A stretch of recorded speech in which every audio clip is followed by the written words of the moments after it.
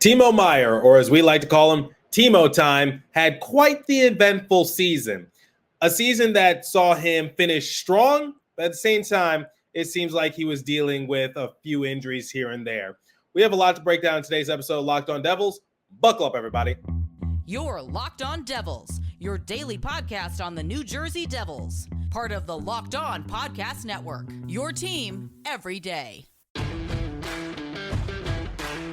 Hi, this is Bryce Salvador, and you're Locked On Devils with Trey Matthews. Elliott scores! Oh, Stevens stepped up, nailed him. Brodor's got the puck. What a shot. The Devils win the Stanley Cup.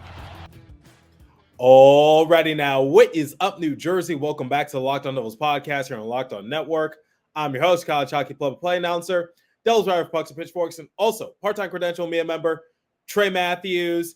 In today's episode, we're going to talk about Timo Meier and his resurgence in the second half of the season. But at the same time, we need to highlight the injury bug because similar to a lot of his teammates, Timo was not fully healthy, and it was put on full display recently because he got a secret surgery because according to Ryan Novozinski of NJ.com, he did not reveal this injury that he was dealing with during exit interviews. And I think it caught a lot of people by surprise. So I'm going to read you guys the PR report. I'll give you my thoughts on the matter in the first segment. Then in the second segment, we'll look at Timo underneath a microscope. I'll read you guys some of his stats. What category did he stick out in for the Devils? And then in the third and final segment, I will talk about Timo going forward and my expectations for him. Because like I said, Timo Meier really turned a lot of heads as the season progressed. First half of the year, it was a bit of a struggle.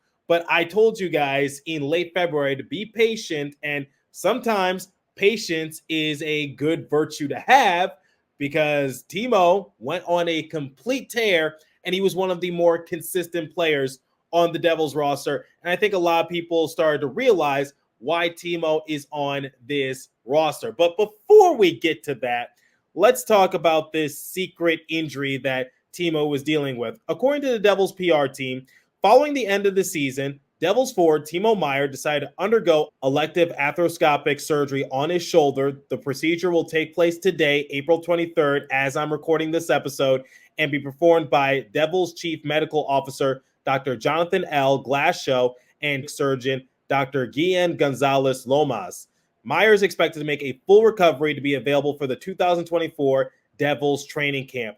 Similar to the Jack Hughes situation, I'm holding my breath because I know there's no such thing as minor surgery in sports because if you have surgery, there's going to be some repercussions and it's usually a long ride to get back to where you once were. And I think it really just highlights the quintessential 2023-2024 season for Devils, which is injuries, and more injuries. Before I give my thoughts on the matter, here's what Timo Meier had to say during exit interviews in which he opened up about the injuries that he was dealing with throughout the course of the season. Take a listen. Well, just earlier in the year, both MCLs, and then, after that, just oblique, so nothing too crazy. Okay, I know Timo Meier is a tough customer, but dealing with two MCL injuries and also an oblique injury, that is not minor. And it really shows how much of a warrior Timo is because, once again, first half of the year, similar to a lot of his teammates, he was sidelined for an extended period of time due to injury. And that oblique injury, remember when Lindy Ruff was saying that Timo was dealing with a middle body injury and nobody knew what that was? Well, there you go. That's what he was dealing with, and I found that quite interesting. But both MCLs, oh, man, Timo just could not catch a break. And the fact that he needed surgery on his shoulder, it goes to show you that I don't think Timo was ever 100% throughout the course of the year because if he was 100% like people were saying he was mid-season, then he wouldn't have needed surgery. And Jesper Bratt, he now can't compete in Worlds due to injury concerns. Jack Hughes obviously had his surgery. I wouldn't be surprised if Nico might be dealing with something because I won't be surprised in this moment of time because the Devils have just been dealing with injury after injury after injury. But going back to Timo Meier, I think it's actually very impressive that he was able to compete as well as he did, because I said that this season it might just be a down year for Timo because he got off to a slow start. He wasn't as efficient. He wasn't really skating as well as he could have been, especially in the months of December and January, because he looked a little slow. He didn't look like he was up to par. He had his moments here and there, but for the most part, you just knew that something was a little off with Timo. Similar to Jack Hughes towards the end of the year, you just can tell that something is holding them back and that they're not really at full strength. And it goes to show you that these players were trying to go the full length in order to help the Devils get to the playoffs. And it raises the question, if the Devils actually did get to the playoffs, how much further can you push Timo Meier? How much further can you push Jack Hughes? Because those are two players that needed surgery, and they were willing to put it off in order to help the team win. And honestly, I think that's a blessing in disguise that the Devils did not make it to the playoffs, because what if you run the risk of injuring them even more? Because it's just like, we know how physical the playoffs can get. We know it's a different atmosphere and the level just turns up a little bit more. And now you got these players that are dealing with nagging injuries, and it just becomes worse and worse.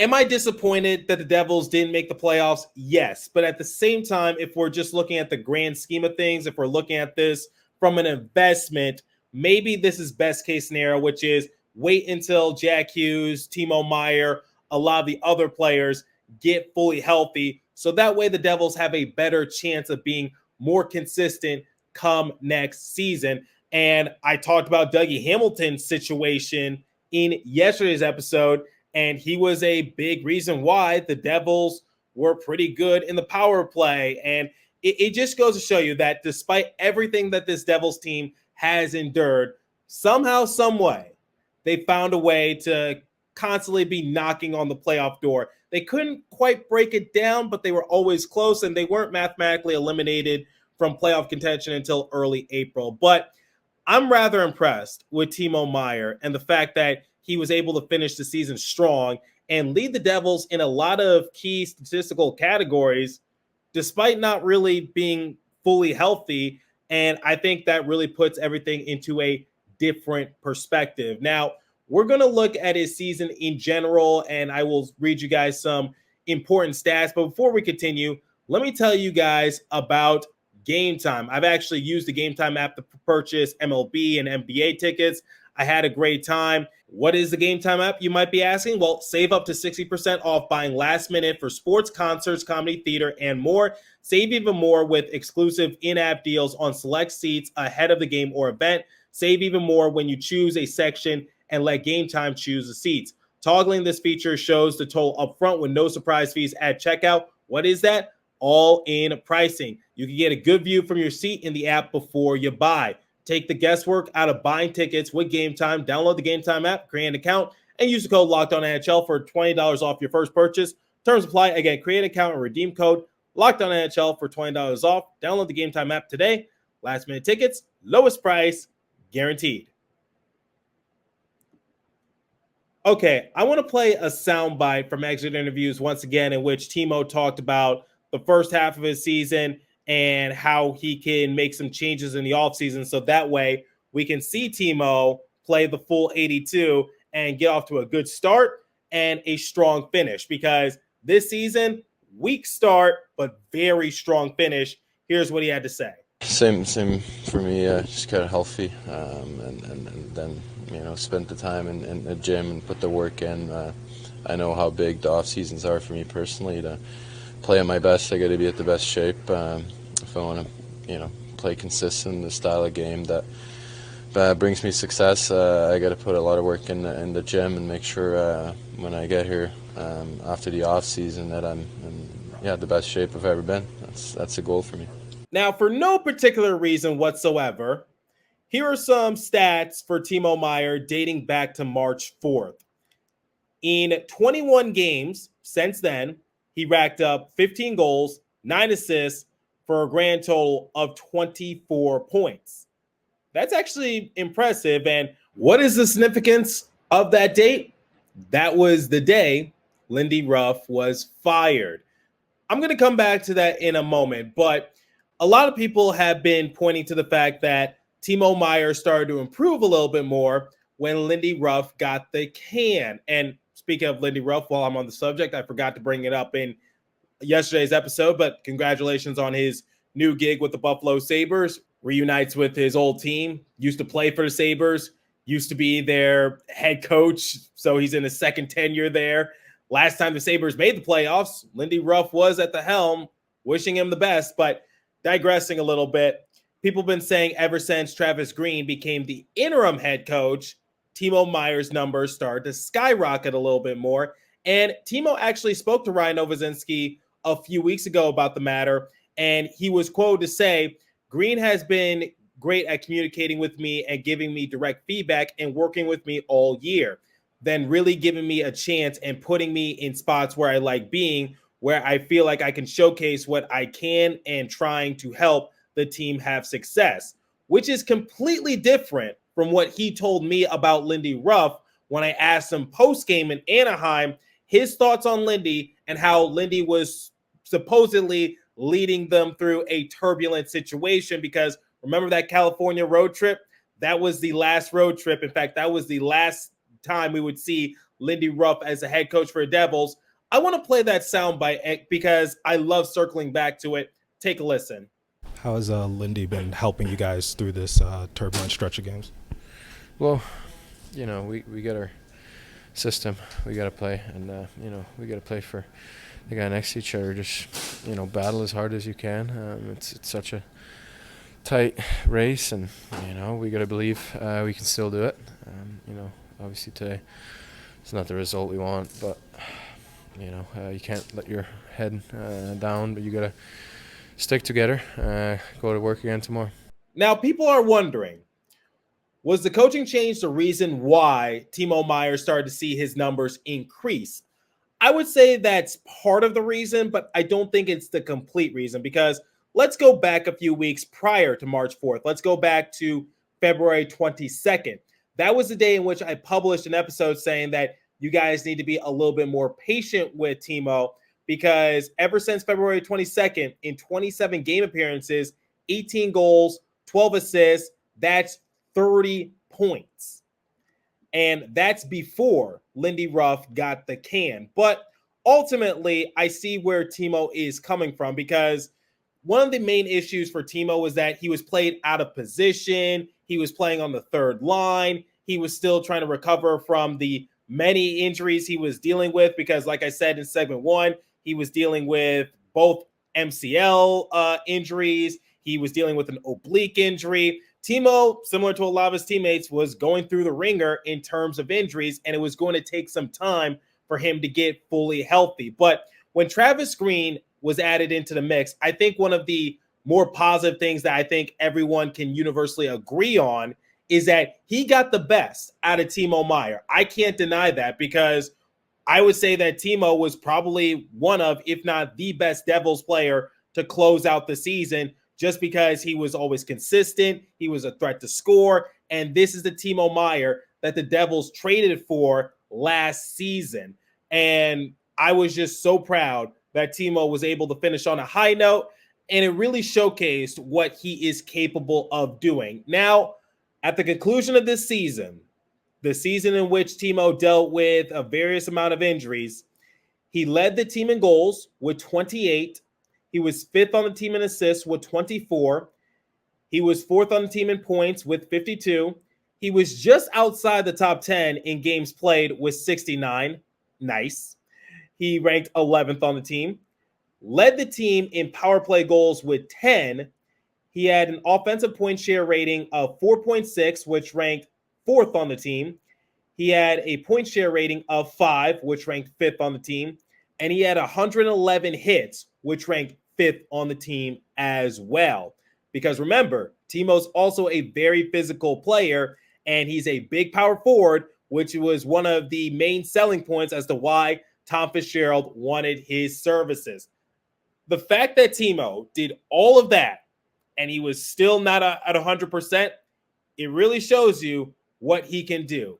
And one of the things I brought up in that episode that I published in February is that you need to know that Timo Meier's role is a little different with the Devils compared with the Sharks, because let's just say that the Devils are fully healthy. Jack Hughes, Jesper Bratt, Nico Hischier, Dougie Hamilton, Timo, and everyone else are dealing with no injuries, and this is a repeat of the 2022-2023 season. You need to know that Timo's role is going to be a little bit different with the Devils compared to his tenure with the Sharks, because in his last few years with the Sharks, he was the main go-to person. He was the player scoring all of the points. He was the player that was going to get the most amount of shots. But with this Devils team, it's a little bit different, because you need to know that the offense is built around Jack Hughes, and he is going to be the go-to person. He's going to be the one that's going to try to generate the most points off of his stick. Nico Hischier is the leader, and Jesper Bratt, he was one of the foundational pieces as well. He takes priority over Timo Meier. And I even said it before the start of the season. One of my bold takes was that I don't think Timo is going to be a 40-goal scorer like people want him to be. Because on paper, people are thinking like Jack will score this amount of goals, Nico will score this amount of goals, or Jesper will get this amount of goals or points, however you want to formulate it. But I said Timo is not going to get 40 goals, albeit I did not envision for him to get hurt and miss some significant time. But it was just like Timo's role is a little bit different. And remember, in round one against the New York Rangers last season, despite not scoring a single point, he was still very effective because he was physical. He was getting underneath opponent's skin. And that's what we wanted to see, because Johnny Lazarus, who appeared on the show before the start of the season, as we all know, he's an insufferable Rangers fan. Just kidding. Love you, Johnny. But Johnny basically said that Timo, for someone who didn't put up a single point, was very efficient and very useful for the Devils. And I agree with them, because once again, he just knew how to be physical and get under his opponent's skin. But he did have to pay the piper when Jacob Trouba laid a big hit on him in Game 7. And I guess Trouba was just a little bit frustrated, which ultimately sidelined Timo for Game 1 against the Hurricanes in the next series. But digressing a little bit, just know that Timo's role with the Devils is a little different compared to his time with San Jose, but still a very effective player. And we're going to talk about what Timo brings in the grand scheme of things momentarily. But before we continue, let me tell you guys about FanDuel. It's playoff time in the NBA and NHL. Baseball's in full swing, and FanDuel is your place to bet on every game. Fingers crossed that my Los Angeles Lakers can overcome a 2-0 deficit similar to the Devils last season and beat Nikola Jokic and the Denver Nuggets. Fingers crossed. Right now, new customers get $150 in bonus bets guaranteed. That's $150 win or lose, but on everything from slap shots to home runs to dunks, all on the app that is safe, secure, and easy to use. What are you waiting for? Visit FanDuel.com/lockedon and make your first bet an automatic win. FanDuel, America's #1 sportsbook. And now, let me tell you guys about Policy Genius. Policy Genius helps you compare your options from top companies, and their team of licensed experts is on hand to help talk you through it. Talk to a team of award-winning agents who will walk you through the process step by step. Easily compare quotes from America's top insurers in just a few clicks to find your lowest price. Policy Genius gives you unbiased advice from a licensed expert support team. Your work life insurance policy may not offer enough protection for your family's needs. Even worse, it may not come with you if you leave your job. Check your life insurance off your to-do list in no time with Policy Genius. Head to policygenius.com/LockedOnNHL or click the link in the description to get your free life insurance quotes and see how much you could save. That's policygenius.com/LockedOnNHL. Okay, Timo Meier is entering year 2 of his 8-year, $70.4 million contract. And a lot of you are probably asking, is he worth it? Because I think at the beginning of the year, a lot of people were saying that Timo had the worst contract in Devils history. He's not worth that precious penny. What was Tom Fitzgerald thinking? Trying to trade him, even though it's not that simple for more reasons than one. But going back on track, a lot of people had strong opinions about Timo Meier. And I was just like, you got to be patient with them. But Timo Meier is worth it for the Devils because a player that can potentially score 40 goals, it doesn't grow on trees. It really doesn't. And remember, Timo Meier led this team in power play goals. And he really stepped up his game when Jack Hughes went down with his injury. Not once, but twice. Timo was a very useful player for New Jersey this season. And I said it in the discussion back in late February that even if he didn't finish off the season strong, I'm not concerned because you could tell that he was just battling something. He was never 100%, and it was going to take time for him to sort of rebuild and get back to what he was last year. And I think a lot of his teammates can attest to him on that. Timo Meier, in my opinion, was worth it for the Devils, and I think they really got a good foundation piece going forward. So, in my opinion, I love Timo Meier. I love what he's brought to the roster so far, and not only just his scoring, but his physicality as well. I think that's very underrated despite him being labeled as a power forward. And the fact that he was able to muster his way through this season despite dealing with a few injuries, now getting surgery, it really showcases how much potential he has. It's untapped, and the strength that he has, and just basically being a warrior, because I alluded to it in segment 1, which is if Timo Meier was fully healthy, he wouldn't need to get this surgery because there's no need for him to. So it just shows you that he was never 100%, similar to someone like Jack Hughes. All in all, I love Timo and what he brings to this roster, and I think he has brought more good than harm, and I think a lot of people should be grateful that Timo is a part of the Devils long-term, and the fact that he fits the timeline and he is committed to trying to help the Devils win, I'm ready for next season. Basically, I know a lot of you are wondering, like, am I just talking nice about the players, or because I did the same thing for Dougie Hamilton in the previous episode? The answer is no. I genuinely believe that Dougie Hamilton and Timo Meier bring a lot of good for the Devils. Now, the big thing is, can they stay healthy, and can the system not fail them? Because I think that's one of the issues that Timo had with Lindy, which is Lindy sometimes didn't use them the correct way, but Travis Green is the complete opposite. Does that mean I want Travis Green as head coach? No, but that's one thing that I will give Travis Green credit for. Let me know what you guys think about Timo Meier, his development, and his surprising surgery. I'm curious to hear your thoughts, so leave a comment down below if you're watching on YouTube. If you're listening on podcast streaming service, hit me up on my personal X Page app at TreyMatt4 or the show's X Page app at Locked On Devils. As for today's episode, that's all the time I have for you. Continue to stay safe. Have a wonderful day, New Jersey. Go Devils. I'll catch you guys in the next episode. Thanks for listening once again.